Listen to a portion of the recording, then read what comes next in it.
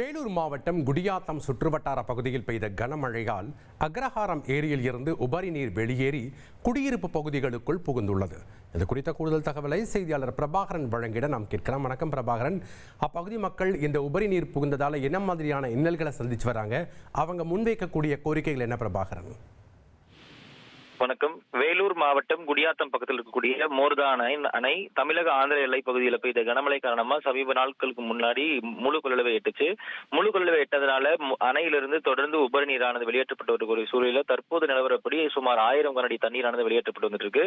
இந்த வெளியேற்றப்படக்கூடிய தண்ணீர் கால்வாய் மூலமா ஏரிகளுக்கும் திருப்பிவிடப்பட்டிருக்கிறதுனால சுமார் 100 ஏக்கர் பரப்பளவு கொண்ட அக்ரஹாரம் ஏரி முழு கொள்ளளவை எட்டியிருக்கு. எதனால அந்த ஏரியிலிருந்து வெளியேறக்கூடிய உபரி நீரோட கால்வாய் ஆக்கிரமிப்புல இருக்கிறதா அந்த பகுதி மக்கள் சொல்றாங்க. இந்த ஆக்கிரமிப்பு காரணமா அந்த உபரி நீர் குடியாத்தம் சேம்பள்ளி சாலை மற்றும் மீனூர் அக்ரஹாரம் உள்ளிட்ட பகுதிகளில் குடியிருப்பு பகுதிகளுக்குள்ள தண்ணீர் புகுந்திருக்கிறது நம்மளால காட்சிகளை பார்க்க முடியுது.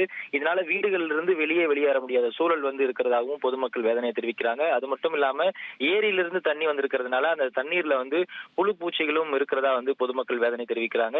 இந்த ஆக்கிரமிப்பின் காரணமாக தான் இந்த தண்ணீர் உள்ள புகுந்திருக்கிறதா அந்த பொதுமக்கள் குற்றம் சாட்டக்கூடிய சூழல்ல தற்போது அந்த ஊராட்சி சார்பா ஜேசிபி மூலம் அந்த தண்ணீரை வெளியேற்றும் பணி அது தொடங்கி இருக்கிறது. ஜபஸ்டின், நன்றி பிரபாகரன், உங்களுடைய கள விவரங்களுக்கு.